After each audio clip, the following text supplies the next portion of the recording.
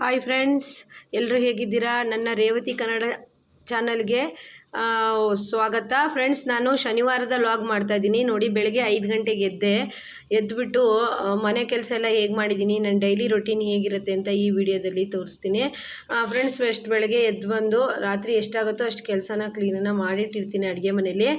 ಆದರೂ ಬೆಳಗ್ಗೆ ಒಂದ್ಸಲಿ ನೀಟಾಗಿ ಸೆಲ್ಫ್ ಕಟ್ಟೆ ಗ್ಯಾಸು ಎಲ್ಲ ಒರೆಸ್ಕೊಳ್ತೀನಿ. ನಮ್ಮ ಮನೆ ಅಂದರೆ ಬಾಡಿಗೆ ಮನೆ ಆಗಿರೋದ್ರಿಂದ ಸ್ವಲ್ಪ ಅಷ್ಟಾಗಿ ಚೆನ್ನಾಗಿಲ್ಲ. ಆದರೂ ನನ್ನ ಡೈಲಿ ರೊಟೀನನ್ನು ಇಲ್ಲೇ ಮಾಡಬೇಕಾಗಿದೆ. ಫಸ್ಟು ಗ್ಯಾಸ್ ಕಟ್ಟೆನೆಲ್ಲ ರಾತ್ರಿ ಒರೆಸಿ ಮಲಗಿದ್ರೂ ಬೆಳಗ್ಗೆ ಒಂದ್ಸಲಿ ನಂಗೆ ಕ್ಲೀನಾಗಿ ಒರೆಸ್ಕೊಂಡೇ ಅಡುಗೆ ಮಾಡಿ ಅಭ್ಯಾಸ. ಫ್ರೆಂಡ್ಸ್, ಎಲ್ಲ ಕೇಳ್ತಿದ್ರಿ RG ಟೈಲರಿಂಗ್ ಕ್ಲಾಸಲ್ಲಿ, ಮೇಡಮ್ ನಿಮ್ಮ ಡೈಲಿ ರೊಟೀನ್ ಹೇಳಿ, ನೀವು ಹೇಗೆ ಟೈಮ್ ಮ್ಯಾನೇಜ್ ಮಾಡ್ತೀರಾ ಅಂತೇಳ್ಬಿಟ್ಟು.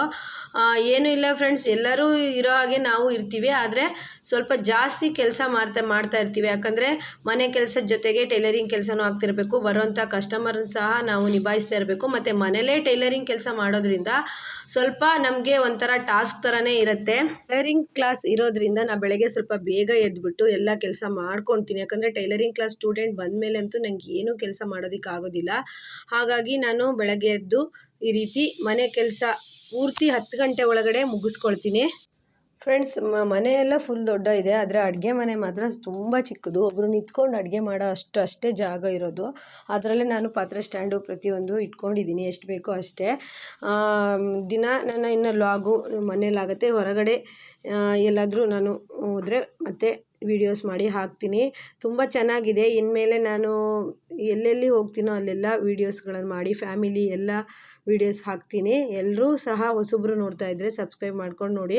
ಹಾಗೆ ನನ್ನ RG ಟೈಲರಿಂಗ್ ಕ್ಲಾಸಲ್ಲಿ ಯಾರೆಲ್ಲ ಫ್ರೆಂಡ್ಸ್ ಇದ್ದರೂ ಅವರು ಸಹ ಇದಕ್ಕೆ ಸಬ್ಸ್ಕ್ರೈಬ್ ಮಾಡ್ಕೊಂಡು ನೋಡಿ. ವಿಡಿಯೋಕ್ಕೊಂದು ಲೈಕ್ ಕೊಡಿ. ನೋಡಿ, ಈಗ ಕಸ ಹೊಡಿಬೇಕು. ಬಿಸಿನೀರು ಮಾಡಿ ಕುಡಿದು ಬಂದುಬಿಟ್ಟು ಕಸ ಹೊಡಿಯೋಣ ಅಂಥೇಳಿ ಫುಲ್ಲು ಎಲ್ಲ ಕಿತ್ತಾಕಿದ್ರು. ಅಂದರೆ ತುಂಬ ಕಸ್ಟಮರ್ ಇದ್ದರು ಶನಿವಾರ. ಹಾಗಾಗಿ ಈಗ ನೀಟಾಗಿ ನಾನು ಜೋಡಿಸಿಟ್ಬಿಟ್ಟು ಕಸ ಎಲ್ಲ ಹೊಡೆದ್ಬಿಟ್ಟು ನೀಟಾಗಿ ಇಡೀ ಮನೆ ಕ್ಲೀನ್ ಮಾಡ್ತೀನಿ. ಮನೆ ದೊಡ್ಡದೇ ಇದೆ, ಅಡುಗೆ ಮನೆ ಮಾತ್ರ ತುಂಬ ಚಿಕ್ಕದು ನಮಗೆ. ನೋಡಿ, ಮನೆ ಅಲ್ಲಿವರೆಗೂ ಇದೆ, ಅಲ್ಲಿಂದ ಇಲ್ಲಿವರೆಗೂ ಕ್ಲೀನ್ ಮಾಡಿಕೊಂಡು ಗುಡಿಸ್ಕೊಂಡು ಮತ್ತು ಮೇಲೆ ಅಟ್ಟ ಸಮೇತ ಇದೆ. ಎಲ್ಲ ರೆಡಿ ಮಾಡಿಕೊಂಡು ಟೈಲರಿಂಗ್ ಕ್ಲಾಸ್ ಸ್ಟೂಡೆಂಟ್ ಬರೋದ್ರಷ್ಟೊತ್ತಿಗೆ ನಾನು ಕೆಲಸ ಮಾಡಿ ಸ್ನಾನ ಮಾಡಿ ಪೂಜೆ ಮಾಡಿ ರೆಡಿಯಾಗಿ ಇರಬೇಕು. ಅವ್ರು ಬಂದಮೇಲೆ ಆಗೋದಿಲ್ಲ. ನಾನು ಮನೇಲೇ ಟೈಲರಿಂಗ್ ಕ್ಲಾಸ್ ಸಹ ಮಾಡೋದು. ಯಾಕಂದರೆ ಫಸ್ಟು ಬೇರೆ ಕಡೆ ಮಾಡ್ತಿದ್ದೆ, ನನಗೆ ಕಸ್ಟಮರ್ ಬಂದವರು ವಾಪಸ್ ಹೋಗ್ತಾಯಿದ್ರು. ಹಾಗಾಗಿ ನಾನು ಮನೇಲೇ ಟೈಲರಿಂಗ್ ಕ್ಲಾಸು ಮತ್ತು ಬಟ್ಟೆನ ಹೊಲಿತೀನಿ. ಯಾಕಂದರೆ ಇನ್ನೊಂದು ಕಡೆ ಮಾಡಿಕೊಂಡ್ರೆ ನನಗೆ ಇಲ್ಲಿ ಕಷ್ಟ ಆಗುತ್ತೆ, ಅಲ್ಲೂ ಕಷ್ಟ ಆಗುತ್ತೆ, ಹೆವಿ ಆಗುತ್ತೆ. ಹಾಗಾಗಿ ಮನೇಲೇ ಆದರೆ ಒಂದು ಸ್ವಲ್ಪ ಹೆಚ್ಚು ಕಡಿಮೆ ಕೆಲಸ ಆದ್ರೂ ಸಹಿತ ಸ್ಟೂಡೆಂಟು ಅವ್ರ ಪಾಡಿ ಕಟ್ಟಿಂಗು ಸ್ಟಿಚಿಂಗು ಮಾಡ್ಕೊಳ್ತಾರೆ. ಹಾಗಾಗಿ ಮತ್ತು ಹೊಸ ಸ್ಟೂಡೆಂಟ್ ಸೇರಿದ್ರ ಮೇಲೆ ಅವ್ರ ಜೊತೆಗೆ ನಾವು 1 ತಿಂಗಳು ಅವ್ರ ಜೊತೆನೇ ಇರಬೇಕಾಗತ್ತೆ. ಯಾಕಂದರೆ ಅವ್ರಿಗೆ ಏನೂ ಗೊತ್ತಿರೋದಿಲ್ವಲ್ಲ. ಹಾಗಾಗಿ ಜೊತೆಲೇ ಇರಬೇಕಾಗತ್ತೆ. ಹೇಳ್ಕೊಡ್ಕೊತ ಕೆಲಸ ಮಾಡೋಕ್ಕಾಗೋದಿಲ್ಲ. ಪಕ್ಕಕ್ಕೆ ಮನೆಯಿಂದ ಹೊರಗೆ ಟೈಲರಿಂಗ್ ರೂಮ್ ಇತ್ತು, ಅದು ಸ್ವಲ್ಪ ನೀರು ಸೋರ್ತಾ ಇತ್ತು. ಹಾಗೆ ನಮ್ಮ ಮನೆ ಎದುರುಗಡೆ ಮಿಲ್ ಇರೋದ್ರಿಂದ ಸ್ವಲ್ಪ ಡಸ್ಟು ತುಂಬ ಬರ್ತಾಯಿತ್ತು. ನನಗೂ ಸ್ವಲ್ಪ ಪ್ರಾಬ್ಲಮ್ ಆಯಿತು, ಅಂದರೆ ಅಲರ್ಜಿದು. ಹಾಗಾಗಿ ಮನೆ ಒಳಗೆ ಅಂದರೆ RCC ಆಗಿರೋದ್ರಿಂದ ಸ್ವಲ್ಪ ಒಳಗಡೆ ಧೂಳು ಬರೋದಿಲ್ಲ. ಹಾಗಾಗಿ ನಾನು ಸ್ಟ್ರೈಟಾಗಿ ರೋಡಿಗೆ ಕರೆಕ್ಟಾಗಿ ಕೂರ್ತಿದ್ದರಿಂದ ನಂಗೆ ಸ್ವಲ್ಪ ಅಲರ್ಜಿ ಪ್ರಾಬ್ಲಮ್ ಆಗಿಬಿಡ್ತು. ಅದಕ್ಕೆ ನಾನು ಬೇಡ ಅಂತೇಳ್ಬಿಟ್ಟು ಈಗ ಅಲ್ಲಿ ಟೈಲರಿಂಗ್ ಕ್ಲಾಸ್ ಮಾಡೋದಕ್ಕೆ ಟೇಬಲ್ಲು ಮತ್ತು 2-3 ಮಿಷನ್ನು ಅದೇ ರೂಮಲ್ಲಿ ಇಟ್ಟಿದ್ದೀನಿ. ಮತ್ತು ಒಳಗಡೆ 4-5 ಮಿಷನ್ನು, ನಂದು ಜಾಕ್ ಮಿಷನ್ ಇದೆ. ಒಳಗಡೆ ಏನು ಅಂದರೆ ರಾತ್ರಿ ನಾವು ಎಷ್ಟೊತ್ತಾದರೂ ನಮ್ಮ ಟೈಲರಿಂಗ್ ಕೆಲಸಗಳಂದರೆ ಕಟ್ಟಿಂಗ್ ಮಾಡ್ಕೊಳ್ಳೋದಾಗಲಿ, ಹುಕ್ಸ್ ಹಚ್ಕೊಳ್ಳೋದಾಗಲಿ, ಐರನ್ ಮಾಡ್ಕೊಳ್ಳೋದಾಗಲಿ ಮಾಡ್ಬೋದು. ಹೊರಗಂದರೆ ಸ್ವಲ್ಪ ಭಯ ಆಗ್ತಿತ್ತು. ಬೆಳಗ್ಗೆ 4 ಗಂಟೆಗೆಲ್ಲ ಎದ್ದು ಬಟ್ಟೆ ಹೊಲಿಯೋದಕ್ಕೆ ಭಯ ಆಗ್ತಿತ್ತು. ಮತ್ತು ರಾತ್ರಿ ತುಂಬ ಲೇಟಾಗಿ ಏನಾದರೂ ಕೆಲಸ ಇದ್ರೂ ನಂಗೆ ಮಾಡ್ಕೊಳ್ಳೋದಕ್ಕೂ ಸಹ ಭಯ ಆಗ್ತಿತ್ತು. ಸ್ವಲ್ಪ ಇಲ್ಲಿ ವೈನ್ ಶಾಪ್ ಹತ್ತಿರ ಇರೋದ್ರಿಂದ ಸ್ವಲ್ಪ ಇಲ್ಲಿ ಓಡಾಡೋ ಜನ ಎಲ್ಲ ಅಷ್ಟೊಂದು ಕರೆಕ್ಟಾಗಿರಲ್ಲ. ಹಾಗಾಗಿ ನಾನು ಒಬ್ಬಳೇ ಬಟ್ಟೆ ಹೊಲಿಬೇಕು ಅಂತ ಹೆದರಿಕೆಯಿಂದ ಸ್ವಲ್ಪ ಒಳಗಡೆನೇ ಈಗ ಇಟ್ಕೊಂಡಿದ್ದೀನಿ. ಒಳಗಡೆ ಸೇಫ್ಟಿಯಾಗಿ ಬಾಗಿಲಾಕಿ ನಾನು ನೈಟ್ ಹೊತ್ತಲ್ಲಿ ಜಾಸ್ತಿ ಬಟ್ಟೆನ ಸ್ಟಿಚ್ ಮಾಡೋದಿಲ್ಲ. ಅನಿವಾರ್ಯ ಏನಾದರೂ ಅರ್ಜೆಂಟ್ ಬೆಳಗ್ಗೆ ಕೊಡೋದಿತ್ತು ಅಂದರೆ ಮಾತ್ರ ಸ್ಟಿಚ್ ಮಾಡ್ಕೊಳ್ತೀನಿ. ರಾತ್ರಿ ನಾನು ಏನಿದ್ರು ನಾಳೆಗೆ ಏನೇನು ನಾನು ಬಟ್ಟೆ ಹೊಲಿಬೇಕು ಅದನ್ನೆಲ್ಲ ರೆಡಿ ಮಾಡಿ ಇಡ್ತೀನಿ. ಮತ್ತು ಸ್ಟೂಡೆಂಟಿಗೂ ಕಟ್ ಮಾಡಿ ಇಡಬೇಕಲ್ಲ, ಬಟ್ಟೆ ಹೊಲಿಯೋರಿಗೂ ಕಟ್ ಮಾಡಿ ಇಡಬೇಕು.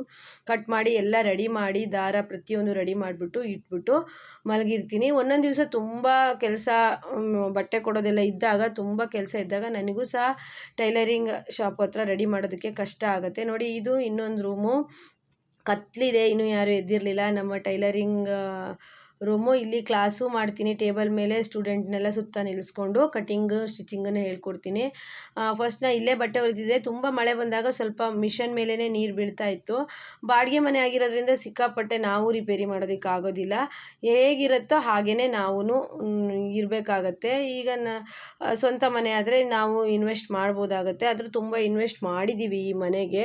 ಇನ್ನೂ ಮಾಡೋಕ್ಕೆ ಆಗಲ್ಲ, ನಾವು ದುಡ್ಡೆಲ್ಲ ಈ ಮನೆಗೆ ಇನ್ವೆಸ್ಟ್ ಮಾಡೋದೇ ಆಗುತ್ತೆ. ಹಾಗಾಗಿ ಸಾಕು, ಇರೋದ್ರಲ್ಲಿ ಅಡ್ಜಸ್ಟ್ ಮಾಡ್ಕೊಳ್ಳೋಣ. ಏನು ಅಂತಂದರೆ ಇದು ಪೇಟೆ ಹತ್ತಿರ ಈ ಮನೆ ಇರೋದ್ರಿಂದ ನಮಗೆ ಖುಷಿ ಅನಿಸುತ್ತೆ. ಮತ್ತು ನಮ್ಮ ಮನೆಗೆ ತುಂಬ ಐಟಮ್ಸ್ ಸಾಮಾನುಗಳೆಲ್ಲ ಇರೋದ್ರಿಂದ ನಮಗೆ ಚಿಕ್ಕ ಮನೆ ಆದರೆ ಆಗೋದಿಲ್ಲ. ಹಾಗಾಗಿ ಈ ಮನೆ ನಮಗೆ ಕರೆಕ್ಟಾಗಿದೆ.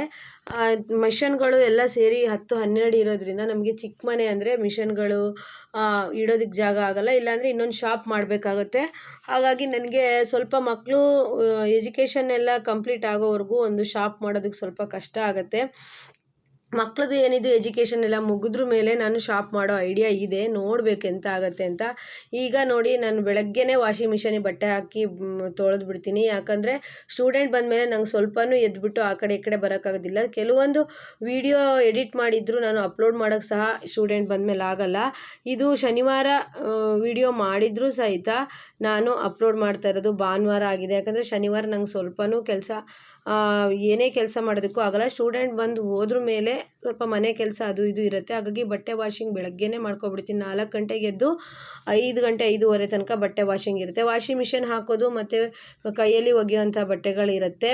ಹಾಗಾಗಿ ನನಗೆ ಆರಾಮಾಗಿ ಅದು ವಾಶ್ ಮಾಡಬೇಕು. ನನಗೆ ಲೇಟ್ ಆಗಿಬಿಟ್ರೆ 9 ಗಂಟೆ 10 ಗಂಟೆ ಆದರೆ ಇಲ್ಲಿ ಕಸ್ಟಮರ್ ಕರಿತಾ ಇರ್ತಾರೆ. ಹಾಗೆ ನನಗೆ ಕೆಲಸಗಳು ಇರುತ್ತೆ. ಹಾಗಾಗಿ ನಾನು ಬೆಳಗ್ಗೆನೇ ತೊಳೆದ್ಬಿಡ್ತೀನಿ. ನೋಡಿ, ಅಂಗಳ ಎಲ್ಲ ತೊಳೆದ್ಬಿಟ್ಟು ಟೈಲರಿಂಗ್ ರೂಮ್ ಎಲ್ಲ ಕ್ಲೀನ್ ಮಾಡಿಬಿಟ್ಟು ಮನೆ ಒಳಗಡೆ ಬರುವಾಗ 7:15 ಆಗಿತ್ತು. 7:15 ಅಷ್ಟೊತ್ತಿಗೆ ನಂದೆಲ್ಲ ಕೆಲಸ ಆಗಿತ್ತು.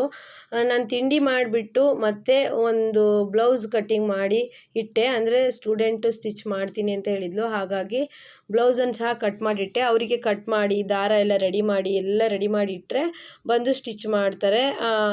ಮತ್ತು ಇಬ್ಬರು ನನಗೀಗ ಸ್ಟಿಚ್ ಮಾಡಿ ಕೊಡ್ತಾರೆ. ಇನ್ನೂ ಒಂದು 10-15 ಜನ ಕಲಿತಾ ಇದ್ದಾರೆ. ಕಲ್ತ್ಬಿಟ್ಟು ನಮ್ಮ ಹತ್ರನೇ ಸ್ಟಿಚ್ಚಿಂಗ್ ಸಹ ಮಾಡ್ಬೋದು ಅವರು. ಇಲ್ಲ ಅಂತಂದರೆ ಅವರು ಅಂಗಡಿನೋ ಮನೆಯಲ್ಲೋ ಮಾಡ್ಕೊಬೋದು. ಎಲ್ಲದಕ್ಕೂ ಪರ್ಮಿಷನ್ ಇದೆ. ನಮ್ಮ ಟೈಲರಿಂಗ್ ಕ್ಲಾಸಲ್ಲಿ ಫುಲ್ಲು ಫ್ರೀಡಮ್ ಇದೆ. ಅವರಿಗೆ ಮನೇಲೇ ಇದ್ದಂಥ ಮನೆಗಿಂತನೂ ನಮ್ಮ ಮನೆಗೆ ಬಂದಾಗ ಅವರು ಇನ್ನೂ ಫ್ರೀಯಾಗಿರ್ತಾರೆ. ಏನೋ ಒಂಥರ ಫ್ರೀಡಮ್ ಆಗಿ ಬಿಡೋ ಅಷ್ಟೊತ್ತಿಗೆ ತುಂಬ ಬೇಜಾರಲ್ಲಿ ಬಿಡ್ತಾರೆ. ಅಕ್ಕ, ನಮಗೆ ಬಿಡೋದಕ್ಕೆ ಟೈಲರಿಂಗ್ ಕ್ಲಾಸ್ ಬಿಡೋದಕ್ಕೆ ಇಷ್ಟ ಇಲ್ಲ ಅಂದ್ಬಿಟ್ಟು. ನಮ್ಮ ಮನೇಲಿ ಅಷ್ಟು ಫ್ರೀಡಮ್ಮು. ನಮ್ಮ ಮನೆಯವರು ಏನೂ ಹೇಳೋದಿಲ್ಲ. ಆರಾಮಾಗಿ ಅವರಿಗೆ ಎಲ್ಲ ಕಡೆ ಓಡಾಡಿಕೊಂಡು ಆರಾಮಾಗಿರ್ತಾರೆ. ಆದರೆ ಸ್ವಲ್ಪ ಜಾಗ ಇಕ್ಕಟ್ಟಾಗುತ್ತೆ. ಆದರೂ ನಮ್ಮ ಸ್ಟೂಡೆಂಟ್ ಅಡ್ಜಸ್ಟ್ ಮಾಡ್ಕೊಳ್ತಾರೆ. ಫ್ರೆಂಡ್ಸ್, ನಾನು ಪ್ರತಿಯೊಂದು ನನ್ನ ಡೈಲಿ ರೊಟೀನ್ನ ವೀಡಿಯೋನ ಅಪ್ಲೋಡ್ ಮಾಡಬೇಕು ಅಂತಿದ್ದೆ. ಆದರೆ ನನಗೆ ವೀಡಿಯೋ ಮಾಡ್ಕೊತ ಸ್ವಲ್ಪ ಕೆಲಸ ಮಾಡೋದು ಕಷ್ಟ ಆಯಿತು. ಟೈಮ್ ಕರೆಕ್ಟಾಗಿ ನಾನು ರೆಡಿ ಆಗಬೇಕಲ್ವ. ಹಾಗಾಗಿ ನೋಡೋಣ, ಟೈಲರಿಂಗ್ ಕ್ಲಾಸಿಗೆ ರಜೆ ಇದ್ದಾಗ ನಾನು ನನ್ನ ಡೈಲಿ ಏನೆಲ್ಲ ನನ್ನ ಕೆಲಸಗಳನ್ನ ಮಾಡ್ತೀನಿ, ಒಂದಿನ ಫುಲ್ಲು ವೀಡಿಯೋಸ್ ಹಾಕ್ತೀನಿ. ಯಾಕಂದರೆ ನಿನ್ನೆ RG ಟೈಲರಿಂಗ್ ಕ್ಲಾಸಲ್ಲಿ ಲೈವ್ ಬಂದಾಗ ಕೇಳಿದರು, ನೀವು ಡೈಲಿ ಹೇಗೆ ಟೈಮ್ ಮ್ಯಾನೇಜ್ ಮಾಡ್ತೀರಂತ. ನನಗೆ ದುಡ್ಡಿಗಿಂತ ಹೆಚ್ಚಾಗಿ ಟೈಮೇ ತುಂಬ ಇಂಪಾರ್ಟೆಂಟ್ ಆಗಿದೆ. ಅಂದರೆ ನನಗೆ ಟೈಮೇ ಇಲ್ಲ 1 ನಿಮಿಷನೂ. ಆದರೂ ನಾನು ಟೈಮ್ ಮ್ಯಾನೇಜ್ಮೆಂಟ್ ಮಾಡಿಕೊಂಡು ಬಟ್ಟೆ ಕಟ್ಟಿಂಗ್ ಆಗಲಿ ಸ್ಟಿಚಿಂಗ್ ಆಗಲಿ ಮಾಡ್ತೀನಿ. ಯಾಕಂದರೆ ಮನೇಲಿ ಅಂತ ಸ್ಟಿಚ್ ಮಾಡೋರಿಗೆ ತುಂಬ ದೊಡ್ಡ ಟಾಸ್ಕೇ ಇರುತ್ತೆ. ಯಾಕಂದರೆ ಯಾರಾದರೂ ನೆಂಟರು ಬರ್ಬೋದು, ಇಲ್ಲ ಎಲ್ಲಿಗಾದರೂ ಹೋಗೋದಿರ್ಬೋದು, ಏನು ಬರುತ್ತೆ ಮರುದಿನ ಬೆಳಗ್ಗೆ ಏನು ಕಮಿಟ್ಮೆಂಟ್ ಬರುತ್ತೆ ಅನ್ನೋದೇ ಗೊತ್ತಾಗಲ್ಲ. ನೋಡಿ, ಮನೆಯೆಲ್ಲ ನೀಟಾಗಿ ಮಾಡಿಟ್ಟೆ. ಅಡುಗೆ ಮನೆ ಪ್ರತಿಯೊಂದು ನೀಟಾಗಿ ಮಾಡಿಟ್ಬಿಟ್ಟು ಈಗ ಸ್ನಾನ ಮಾಡೋದಕ್ಕೆ ಹೋಗಿ ಮತ್ತೆ ಈಗ ಸ್ಟೂಡೆಂಟ್ ಬಂದ್ರ ಮೇಲೆ ನನಗೆ ಟೈಲರಿಂಗ್ ಕ್ಲಾಸೇ ಆಗುತ್ತೆ. ಈ ವಿಡಿಯೋದಲ್ಲಿ ನಾನು ಟೈಲರಿಂಗ್ ಕ್ಲಾಸಿಂದ ಯಾವುದೂ ವಿಡಿಯೋ ಮಾಡಿಲ್ಲ. ಆದರೆ ಶನಿವಾರ ಸಂಜೆ 6 ಗಂಟೆಗೆ ನಾವು ಆಂಜನೇಯ ಟೆಂಪಲಿಗೆ ಹೋದ್ವಿ. ಫ್ರೆಂಡ್ಸ್, ನಾವು ನಂಬಿರೋಂಥ ದೇವರು ನೋಡಿ, ಇಲ್ಲಿ ಆಂಜನೇಯ ಇದೆ, ಇನ್ನು ಮಾರಿಕಾಂಬ ಇದೆ. ಎಲ್ಲ ದೇವಸ್ಥಾನದ ವಿಡಿಯೋನೂ ಹಾಕ್ತೀನಿ. ಅಂದರೆ ದೀಪ ತೊಗೊಂಡೋಗಿದ್ವಿ, ಹಚ್ಚೋಣ, ಕಾರ್ತಿಕ ಮಾಸ ಅಲ್ವಾ ಅಂತ ಹೇಳ್ಬಿಟ್ಟು. ಆಂಜನೇಯನಲ್ಲಿ ಶಿವನ ಒಂದು ಅಂಶ ಇರುತ್ತಂತೆ. ಹಾಗಾಗಿ ಯಾರೆಲ್ಲ ನಿಮ್ಮ ಮನೆ ಹತ್ರ ಯಾವ ದೇವಸ್ಥಾನ ಇರುತ್ತೋ ಈ ಕಾರ್ತಿಕ ಮಾಸ ಮುಗಿಯೋದ್ರೊಳಗೆ ಹೊಸ ದೀಪವನ್ನು ಕೊಡೋದ್ರಿಂದ ನಿಮಗೆ ಯಾವುದೇ ಕಷ್ಟ ನಷ್ಟಗಳಿದ್ರೂ ಪರಿಹಾರ ಆಗುತ್ತೆ. ನೋಡಿ, 5 ಅಥವಾ 9 ದೀಪಗಳನ್ನು ಶಿವನ ದೇವಸ್ಥಾನಕ್ಕೆ ಕೊಟ್ಟರು ತುಂಬ ಒಳ್ಳೆಯದು. ಇಲ್ಲ ಅಂದರೆ ನಿಮ್ಮ ಮನೆ ಹತ್ರ ಯಾವ ದೇವಸ್ಥಾನ ಇದೆ ಅಲ್ಲಿ ಹೊಸ ದೀಪಗಳನ್ನು ತೊಗೊಂಡೋಗಿ, ಬತ್ತಿ ಎಣ್ಣೆ ತೊಗೊಂಡೋಗ್ಬಿಟ್ಟು ನೀವು ಕೊಡೋದ್ರಿಂದ ನಿಮಗೆ ತುಂಬ ಒಳ್ಳೆಯದಾಗತ್ತೆ ಅಂತ ಹೇಳ್ತೀನಿ. ಫ್ರೆಂಡ್ಸ್, ನೋಡಿ ಮತ್ತೆ ದೇವಸ್ಥಾನದಿಂದ ಬಂದ ಮೇಲೆ ನಾನು ಒಂದು ಬ್ಲೌಸ್ ಅರ್ಜೆಂಟ್ ಇತ್ತು, ಲೈವ್ ವಿಡಿಯೋ ಮುಗಿದ್ರ ಮೇಲೆ ಬ್ಲೌಸನ್ನು ಸ್ಟಿಚ್ ಮಾಡಿ ಫಿನಿಶಿಂಗ್ ಮಾಡಿ ನಾ ಮಲಗೋದೆ 11 ಗಂಟೆ ಆಯಿತು ನೋಡಿ. ರಾತ್ರಿ ತುಂಬ ಲೇಟಾಗಿತ್ತು. ಓಕೆ ಫ್ರೆಂಡ್ಸ್, ನೆಕ್ಸ್ಟ್ ವಿಡಿಯೋದಲ್ಲಿ ಮತ್ತೆ ಸಿಗೋಣ. ಇನ್ನೊಂದು ದಿವಸ ಪೂರ್ತಿ ನನ್ನ ಡೈಲಿ ರೊಟೀನು ಟೈಲರಿಂಗ್ ಕ್ಲಾಸ್ ಬಗ್ಗೆ ಹೇಳ್ತೀನಿ. ಈ ವಿಡಿಯೋಕ್ಕೆ ಲೈಕ್ ಕೊಡಿ, ಶೇರ್ ಮಾಡಿ, ಕಮೆಂಟ್ ಮಾಡಿ. ಫ್ರೆಂಡ್ಸ್, ನೆಕ್ಸ್ಟ್ ವಿಡಿಯೋದಲ್ಲಿ ಮತ್ತೆ ಸಿಗೋಣ. ಬಾಯ್.